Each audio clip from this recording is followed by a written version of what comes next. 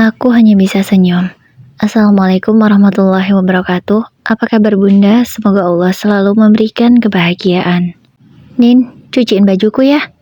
Ucap Mbak Nela sembari melemparkan baju kotornya ke arahku. Namun untung saja aku sempat menghindar, sehingga baju-baju itu langsung jatuh ke lantai kamar mandi. Kok nggak kamu tangkap sih? Jadi jatuh kan bajuku? Ucapnya lagi dengan kesal. Tapi aku tidak peduli. Aku hanya mengendikkan bahuku kemudian pergi dari kamar mandi. Nindi, kamu mau kemana? Kenapa malah pergi? Cepat sini kembali, cucikan bajuku. Teriak Mbak Nela dengan kencang. Suaranya begitu melengking hingga memekakkan gendang telinga. Nindi, kembali, cepat cucikan bajuku.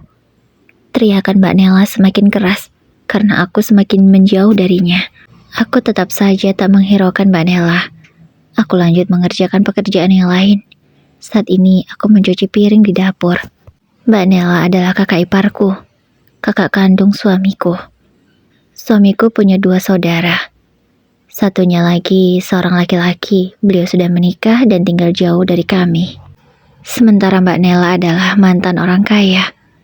Ya, dia dulu sangat kaya raya. Semua pekerjaan rumah tangga, asisten rumah tangganya yang mengerjakan, dia tidak pernah. Namun setelah suaminya bangkrut, kehidupan dia benar-benar berubah. Suami Mbak Nela terkena masalah. Dia tertipu oleh teman bisnisnya, sehingga semua usahanya bangkrut, tidak ada lagi yang bisa diselamatkan.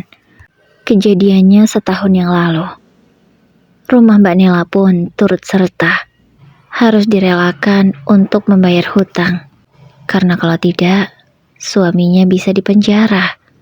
Makanya, mereka sekarang tak punya apa-apa lagi selain baju yang mereka miliki. Mbak Nela dan suaminya sudah dikaruniai 1 orang anak laki-laki yang saat ini duduk di bangku kelas 2 SMP.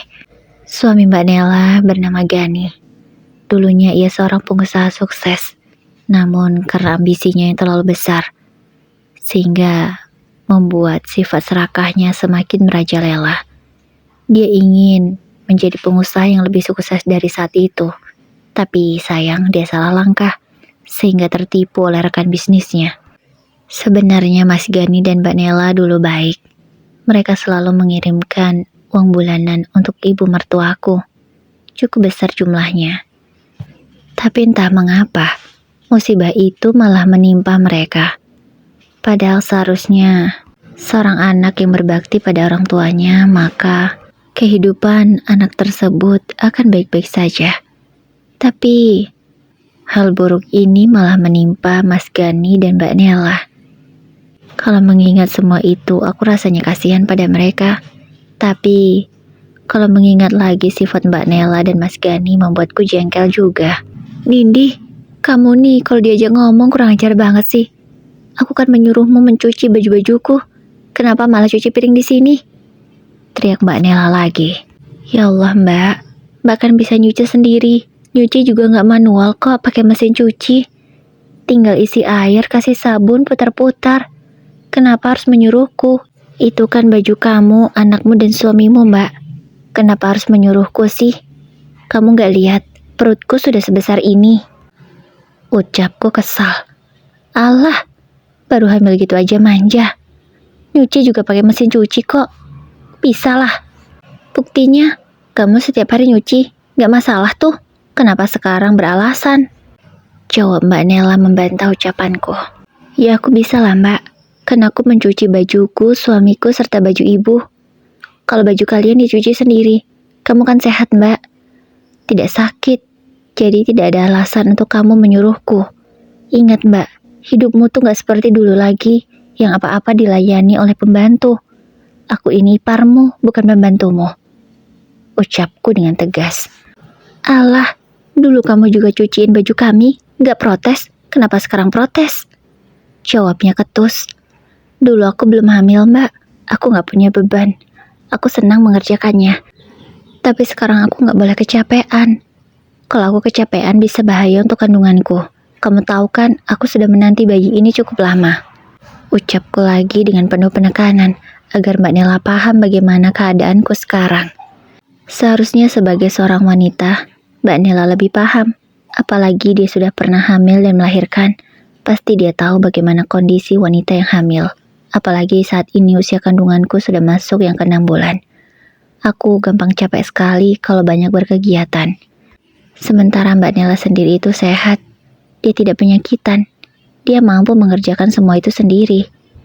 Dia sebenarnya hanya mengurus keluarganya sendiri. Baju suamiku dan ibu aku yang mencucinya. Dia tidak pernah. Tapi entah mengapa, seolah-olah Mbak Nela ini malah memanfaatkanku. Ya, awal-awal Mbak Nela tinggal di sini lagi, aku memang mencuci semua pakaian mereka. Kecuali pakaian dalam, karena memang aku tidak mau. Mbak Nela saat itu pun ingin sampai pakaian dalamnya pun aku yang mencuci. Tapi aku menolak dengan tegas, sehingga Mbak Nela terpaksa mencucinya sendiri. Dulu aku belum hamil, jadi aku masih sanggup saja. Kecapean pun aku tidak masalah.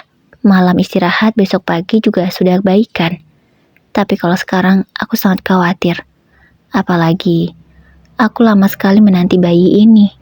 Setelah 4 tahun menikah aku baru hamil. Jadi aku tidak ingin terjadi sesuatu pada kandunganku.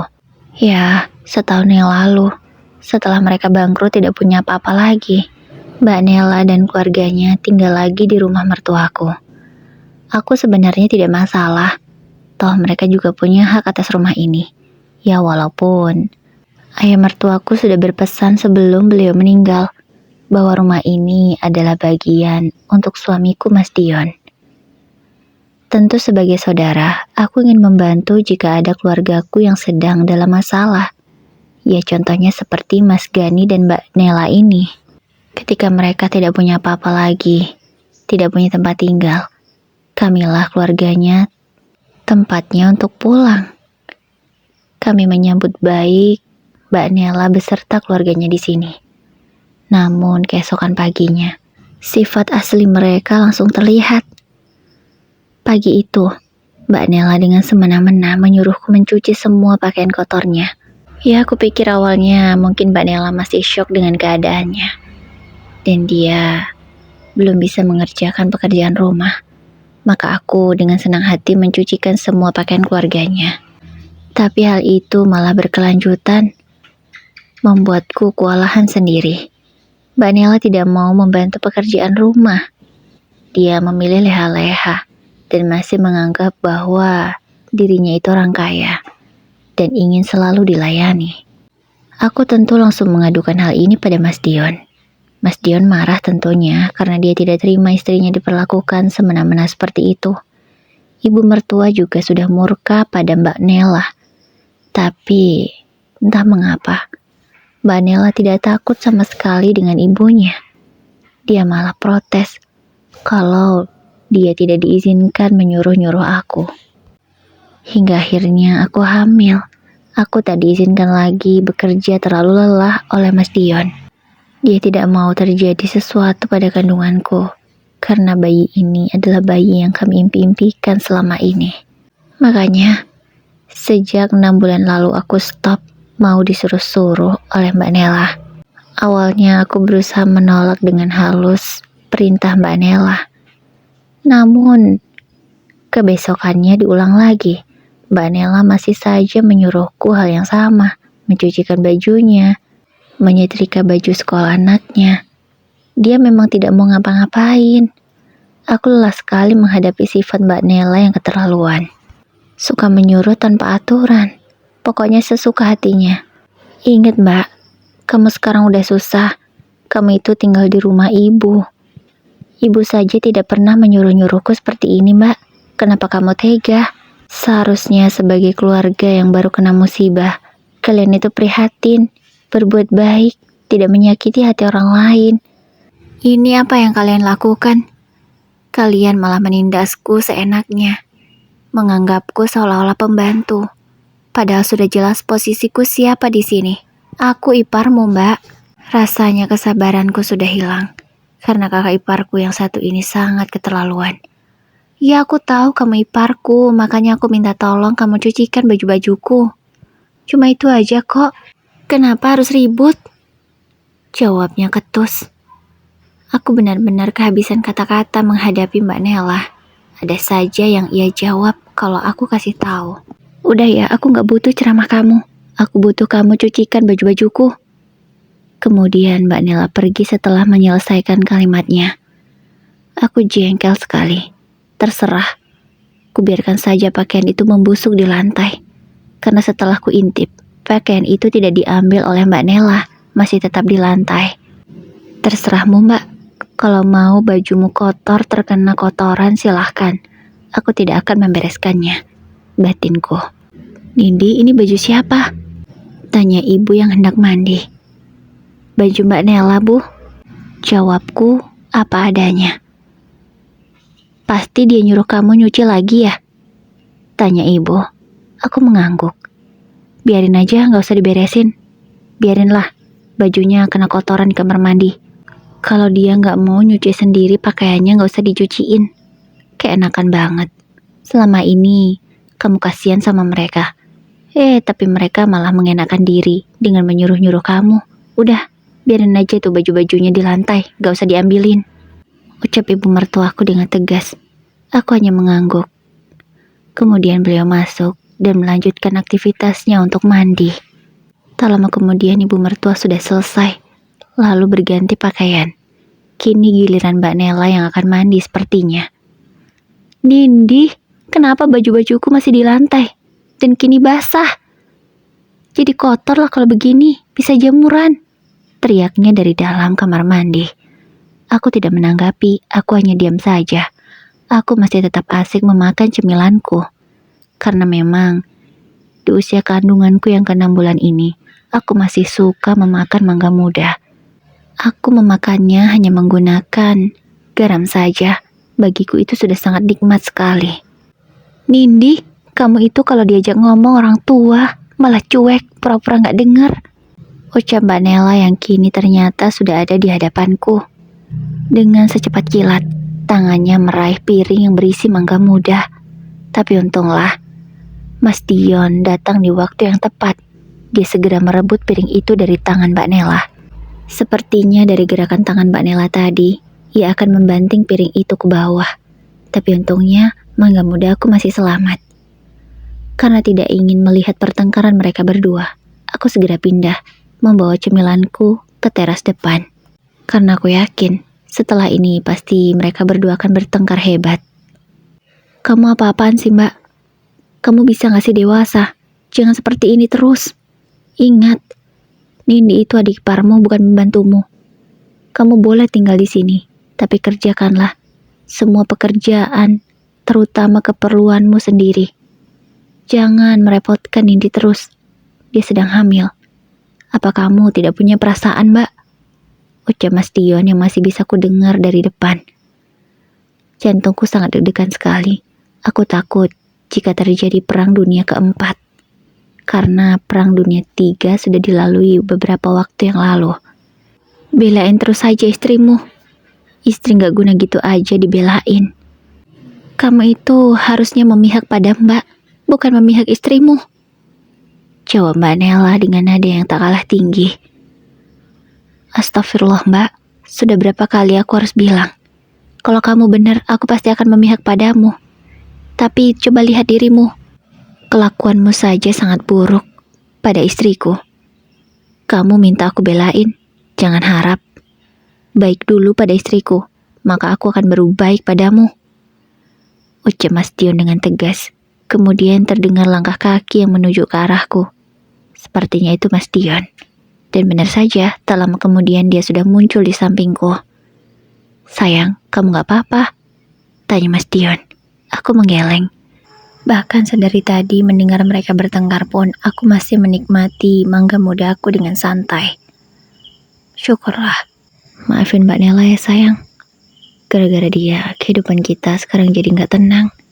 Ucap Mas Dion terlihat merasa bersalah. Gak apa-apa Mas, kamu jangan merasa bersalah. Semua ini sudah takdir, kita jalani saja. Mungkin ini cobaan untuk kita. Kamu yang sabar ya, ucapku. Mas Dion hanya mengangguk. Tapi aku tidak tega karena kini matanya terlihat berkaca-kaca. Kemudian, Mas Dion mengelus perutku dengan lembut. Sehat-sehat di sana ya nak. Sebentar lagi kita akan ketemu, ucap Mas Dion. Iya ayah. Jawabku dengan suara khas anak kecil. Kami pun tersenyum bersama. Impian memiliki bayi sudah lama kami idam-idamkan. Dan alhamdulillah sebentar lagi kami akan segera bertemu anak yang selama ini kami rindukan. Mas, apa kamu nggak ajak Mas Gani kerja di tokomu aja? Ucapku. Aku sih mau, tapi Mas Ganinya yang nggak mau. Dia gengsi kalau kerja jadi pelayan toko. Ya, kamu tahu sendirilah. Dia kan bos dulunya. Mana mau kalau cuma jadi pelayan. Dia maunya langsung di bagian kasir. Tapi kan aku nggak bisa ganti karyawanku seenaknya. Karyawanku kan nggak punya salah apa-apa. Dan dia sudah cukup lama bekerja denganku. Jadi aku nggak maulah mengecewakan dia. Ucap Mas Dion terus terang karena memang itu apa adanya. Iya sih Mas, kamu betul. Tapi Mas Gani mau sampai kapan nganggur terus? Ini sudah setahun loh Mas, dia cuma di rumah aja kerjanya. Makan tidur, ngabisin rokok. Rokok juga minta di tokomu, gak pernah bayar. Anaknya pun kamu yang tanggung biaya sekolahnya. Biaya makan mereka pun kita yang tanggung. Mereka itu pokoknya tinggal enak aja Mas di rumah ini. Aku sebenarnya sih ikhlas aja kalau sifat mereka baik. Tapi kalau kelakuannya begini lama-lama aku jengah juga. Ucapku pada akhirnya. Aku memberanikan jujur pada Mas Dion. Apa yang aku rasakan selama ini. Ya selama ini aku diam karena aku tak enak. Sebab mau bagaimanapun Mbak Nela adalah kakak kandung suamiku. Ya dek Mas tahu. Tapi ya gimana lagi lah. Nanti coba Mas bicara dengan Mas Gani. Semoga dia mau ngerti. Aku juga sebenarnya udah gak tahan kalau mereka terus-terusan begini. Aku bingung dek, entah dosa apa yang mereka perbuat, sehingga kehidupan mereka jadi belangsak begini. Ucap Mas Dion sembari mengacak rambutnya. Mungkin dia merasakan pusing yang begitu hebat memikirkan kakaknya, yang sampai sekarang tidak pernah mau berubah. Gimana kalau kita tanya ke Mas Aldi saja Mas? Mana tahu Mas Aldi punya lowongan pekerjaan untuk Mas Gani. Ucapku memberi saran. Kamu benar juga. Tapi beberapa bulan yang lalu Mas pernah tanya sih ke Mas Aldi. Tapi katanya belum ada lowongan. Jawab Mas Dion. Oh gitu ya Mas. Tapi coba ditanya lagi Mas, mana tahu sekarang ada. Ucapku. Karena jujur, aku ingin Mas Gani itu bekerja supaya tidak membebani Mas Dion terus. Bukannya aku pelit, tapi aku kasihan sama suamiku. Karena sudah beberapa bulan terakhir, modal untuk tokonya selalu terpakai, memenuhi kebutuhan hidup kami. Yaitu permintaan Mbak Nela yang tidak tahu diri. Dia selalu meminta ini dan itu dan mau makan enak terus. Padahal ngasih duit juga enggak. Nanti malam aja deh, coba Mas hubungi. Ucap suamiku. Aku mengangguk, lalu kami mencari topik pembicaraan yang lain. Kalau jam 10-an begini memang suamiku sudah ada di rumah. Dia hanya pagi saja cek tokonya, kemudian sore nanti saat akan tutup. Begitulah kegiatan suamiku setiap hari. Suamiku mempunyai toko sembako yang cukup laris di daerah kami. Banyak sekali warung-warung kecil yang mengambil dari kami karena harganya memang lebih terjangkau. Dari situlah pelanggan-pelanggan tetap kami. Kami bersyukur karena dari dulu sampai sekarang, usaha suamiku itu tetap stabil. Bahkan tidak jarang, omset yang kami dapatkan melebihi target. Suamiku sejak lulus SMA langsung membuka usaha toko. Awalnya toko kecil biasa. Namun lama-kelamaan semakin ramai pembeli. Hingga akhirnya Mas Dion memiliki tabungan yang cukup untuk membeli ruko yang lebih besar. Dan ruko itu letaknya sangat strategis, tidak jauh juga dari rumah ibu mertua. Sehingga memudahkan Mas Dion untuk mengecek tokonya setiap hari karena jaraknya yang dekat. Dari sanalah penghasilan utama kami. Alhamdulillah, penghasilan suamiku selalu cukup untuk memenuhi kebutuhan kami, bahkan berlebih. Sebelum kedatangan Mbak Nela beserta keluarganya. Pengeluaran kami seketika langsung membengkak. Bukan soal makan, tapi soal keinginan Mbak Nela yang banyak pinta. Jujur kalau di awal kami memang merasa kasihan, sehingga kamar yang memang awalnya tidak ber-AC kami pasangi AC, supaya mereka nyaman tinggal di sini. Tapi ya ternyata tidak sampai di situ saja permintaan mereka. Ada lagi. Hingga membuat kepala suamiku pusing memikirkannya. Nindi, aku kan sudah bilang, cuci bajuku, kenapa masih dibiarkan di lantai? Tiba-tiba Mbak Nela menghampiriku yang masih duduk di teras bersama Mas Dion. Mbak, cukup ya. Kalau Mbak mau baju Mbak bersih, cuci sendiri. Tinggal nyuci pakai mesin cuci. Gak capek harus ngucek-ngucek.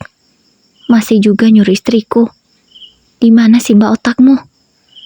Akhirnya, Mas Dion mengumpati kakak kandungnya sendiri. Mas sabar, gak boleh ngomong gitu. Mau gimana pun, dia itu kakakmu. Orang yang lebih tua daripada kamu harus sopan. Ucapku mengingatkan Mas Dion. Aku udah terlalu emosi sama dia. Keterlaluan, gak punya pikiran. Suamiku semakin emosi. Aku segera menarik Mas Dion untuk masuk ke dalam rumah. Aku tak ingin pertengkaran ini terus berlanjut. Kasihan ibu kalau sampai mendengarnya. Untunglah saat ini ibu masih di kamar. Karena biasanya sampai siang nanti ibu mertuaku akan membaca Al-Quran. Kemudian berzikir hingga tiba waktu zuhur. Beliau baru keluar kamar untuk sholat dan makan siang. Ya begitulah kegiatan mertuaku sehari-hari. Aku tak pernah mengizinkan beliau untuk mengurusi dapur dan rumah. Semua sudah ku handle. Aku ingin beliau sehat. Tidak ingin beliau sakit. Makanya aku tidak mau beliau kecapean. Karena doa beliaulah, aku dan suamiku sampai sekarang masih tetap langgeng dengan usaha yang semakin lancar. Ibu, mau ngapain? Tanyaku saat melihat ibu mertuaku memunguti baju-baju Mbak Nela. Ibu mau taruh di dalam bak. Risih sekali Bu melihatnya di lantai. Ya udah Bu, biar aku aja, ucapku. Gak usah, nanti pinggangmu sakit, ucap ibu. Gak apa-apa Bu, kan cuma segini aja, jawabku. Gak usah, gak apa-apa ibu aja. Ini cuma mau ibu taruh bak kok, lalu ibu taruh luar. Biarinlah, mau dicuci apa enggak, ibu gak peduli. Kemudian ibu mertuaku setelah selesai memasukkan semua baju-baju itu ke dalam bak, menyeret bak itu keluar kamar mandi, menaruhnya tidak jauh dari sana. Udah dicuci ya Bu bajuku? Tanya Mbak Nela yang tiba-tiba datang. Ibu mertuaku tidak menjawab. Beliau lanjut mengambil wudhu lalu keluar. Bu, aku ngomong nih, kenapa diam aja? Tanya Mbak Nela lagi dengan sedikit membentak. Ibu mertuaku hanya bisa memegangi dadanya. Lalu beristighfar, aku bisa melihat dari gerakan bibirnya. Udahlah Mbak, jangan ngomong kayak gitu sama ibu. Kasihan ibu, gak sopan, ucapku mengingatkan. Kamu gak usah nasihatin aku, kamu itu siapa? Kamu itu hanya orang asing, bukan siapa-siapa. Gak usah sok menasihati aku. Aku lebih berhak atas ibuku, bukan kamu, ucap Mbak Nela penuh emosi. Aku tak ingin lagi berdebat, aku segera pergi dari sana. Percuma juga diladeni, tidak ada gunanya, hanya buang-buang energi saja. Setelah selesai sholat zuhur, kami berkumpul di meja makan untuk makan siang bersama. Kalau Mas Gani dan Mbak Nela, sepertinya mereka sudah lama tidak sholat. Karena selama tinggal di sini tak pernah aku melihat keduanya sholat, termasuk anak mereka, Andre. Entahlah, mengapa di saat seperti ini malah mereka semakin jauh dari Tuhannya. Bukannya mendekatkan diri, ini malah seakan-akan merasa bahwa mereka mampu tanpa Tuhan. Astagfirullah, aku hanya bisa beristighfar dalam hati.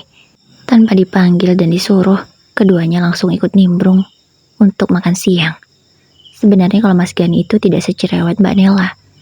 Dia lebih banyak diam. Tapi ya itu, diam semuanya. Bahkan dia mencari nafkah untuk anak dan istrinya. Pokoknya di rumah tiap hari pekerjaannya hanya makan tidur, main HP, merokok. Itu saja, tidak ada yang lain. 2 bulan berlalu, kehidupan masih tetap sama. Dan kini, kandunganku sudah berusia 8 bulan. Aku belum lama ini sudah melaksanakan 7 bulanan. Alhamdulillah acara berjalan lancar ya, walaupun kalau ada Mbak Nela di sini, ada drama sedikit. Tapi untunglah, semua itu tidak menghambat. Hingga tiba-tiba di suatu malam, kami yang sudah masuk ke dalam kamar masing-masing, dikagetkan dengan ibu mertuaku yang tiba-tiba teriak. Aku langsung panik. Bahkan aku hampir terjatuh dari tempat tidur karena saking paniknya. Mas Dion yang lebih dulu menemui ibu. "Ada apa, Bu?" tanya Mas Dion. Aku bisa mendengarnya, karena saat ini aku tidak berada jauh dari mereka. "Sertifikat rumah kita nggak ada," ucap ibu. Ibu terlihat ngos-ngosan. Sepertinya beliau sangat panik. "Apa? Nggak ada, Bu. Ibu sudah cari?" tanya Mas Dion yang ikut panik. "Iya, biasa ibu simpan di lemari itu." Ibu menunjuk lemari yang ada di dalam kamarnya. Aku berjalan perlahan mendekati mereka. Mas Dion pun langsung masuk ke dalam kamar ibu untuk membantu mencari sertifikat yang katanya hilang. Setelah beberapa menit mencari, memang tidak ada. "Ibu nggak lupa narok kan?" tanya Mas Dion memastikan. Ibu menggeleng. "Ya udah, ibu tenang aja. Ibu nggak usah panik. Pasti ketemu sertifikatnya." Kami bertiga ribut-ribut, tapi Mas Gani, Mbak Nela, dan Andre seperti tidak mendengar. Mas Dion segera berjalan cepat menuju kamar mereka. Dan setelah dibuka, betapa terkejutnya kami.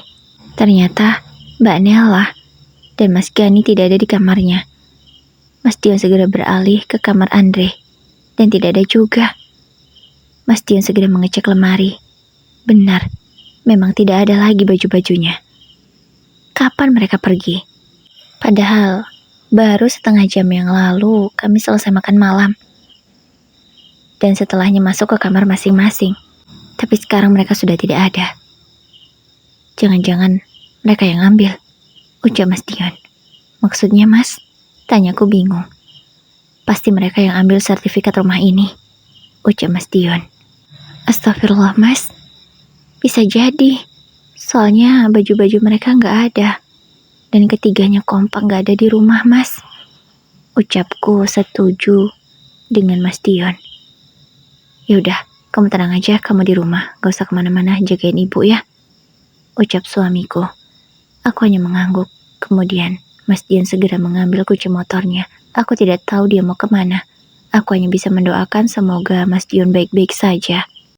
2 jam lebih dengan cemas aku menunggu kepulangan suamiku. Tapi sampai sekarang belum pulang juga. Ibu mertuaku pun ikut panik. "Kemana ya Dion? Kok belum balik juga?"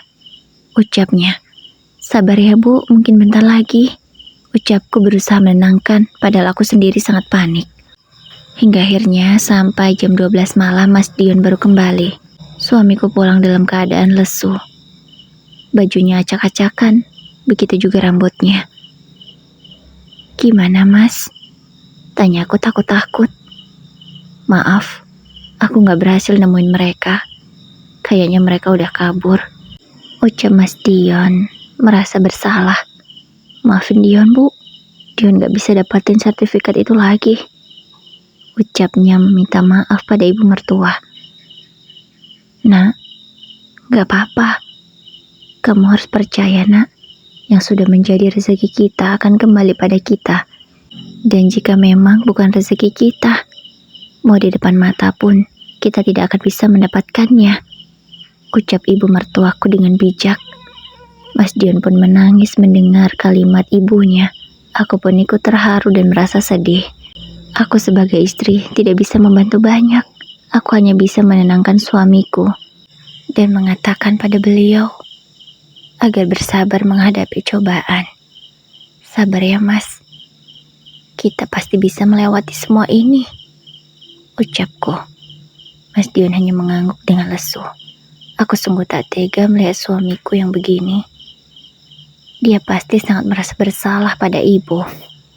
Beberapa hari kemudian, hal yang kami takutkan akhirnya datang juga. Tiba-tiba ada tamu tidak diundang. Ada segerombolan orang berpakaian preman datang ke rumah. Saat ini Mas Dion sedang tidak ada. Aku dan ibu sangat takut jika mereka itu penjahat. Namun dengan tenang, aku menanyai mereka, "Ada perlu apa?" Tanyaku. Kalian harus segera mengosongkan rumah ini, karena rumah ini sudah saya beli. Ucapnya. Salah satu pimpinan mereka mungkin mengatakan hal itu. Maksud kalian apa? Emang kalian ada bukti sudah membeli rumah ini? Tanyaku dengan ketus.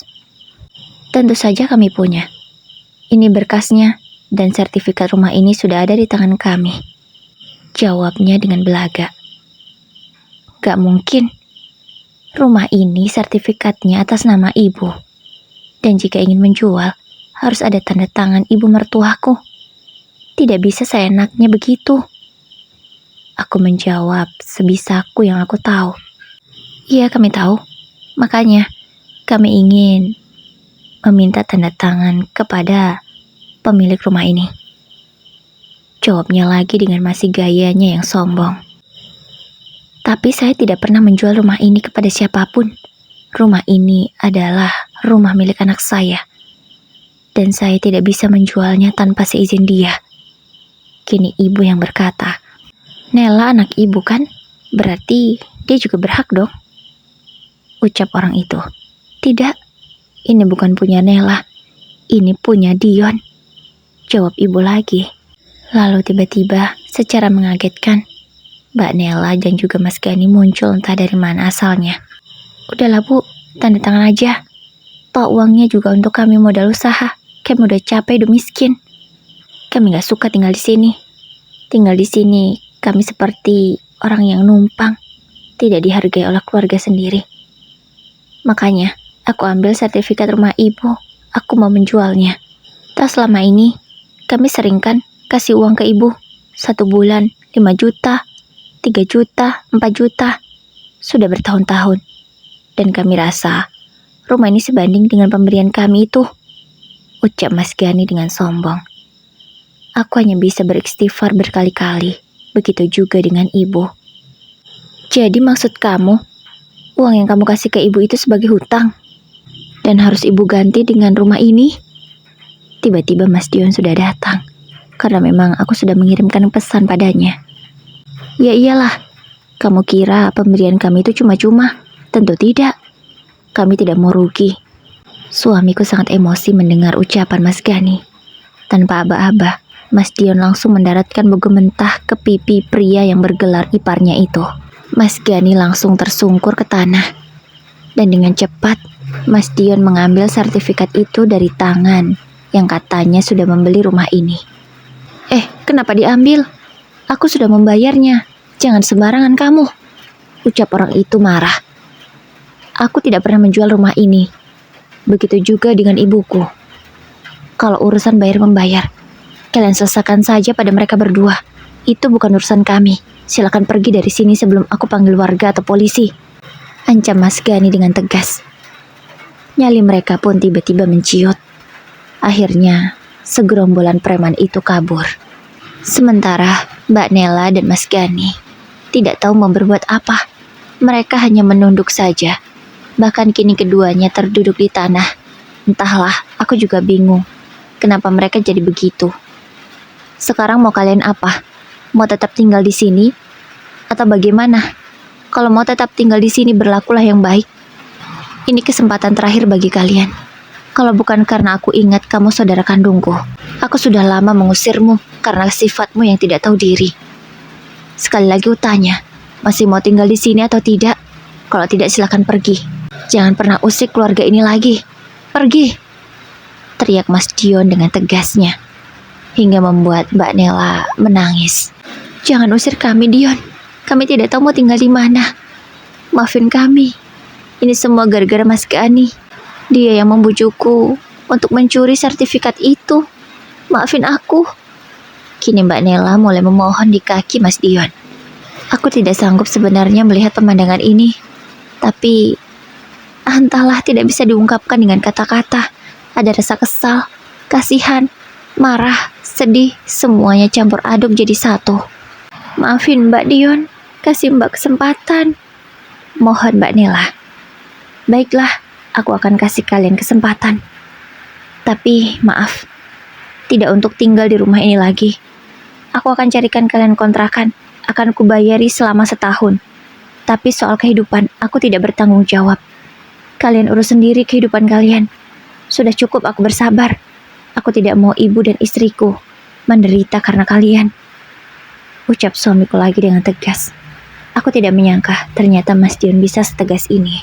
Sudah, tidak perlu lagi ada yang dibahas. Kalau memang kalian masih mau aku tolong, cepat pergi dari sini. Aku sudah menyewakan kontrakan kalian di ujung gang sana. Aku akan teleponkan orangnya sekarang. Mas Dion segera meraih ponselnya yang ada di dalam kantong. Kemudian agak menjauh dari kami. Lalu tak lama kemudian kembali. Sudah, cepat pergi. Kalian sudah ditunggu sama pemilik kontrakan. Aku sudah membayarnya selama setahun. Jangan pernah usik keluargaku. Kalian boleh datang ke sini kalau niatnya baik. Kalau niatnya buruk, jangan pernah.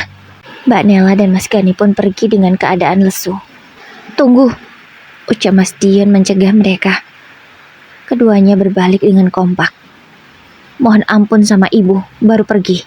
Dengan lenangan air mata, Mbak Nela meminta maaf pada ibu mertuaku, ibu kandungnya. Begitu juga Mas Gani meminta maaf pada ibu mertuanya. Aku tidak tahu apakah mereka sudah benar-benar berubah atau belum. Tapi semoga dengan kejadian ini mereka bisa berubah. Kalau tidak bisa berubah untuk keluarga, setidaknya mereka bisa berubah untuk anak mereka sematawayang itu, si Andre. Aku sebagai ipar hanya bisa mendoakan yang terbaik.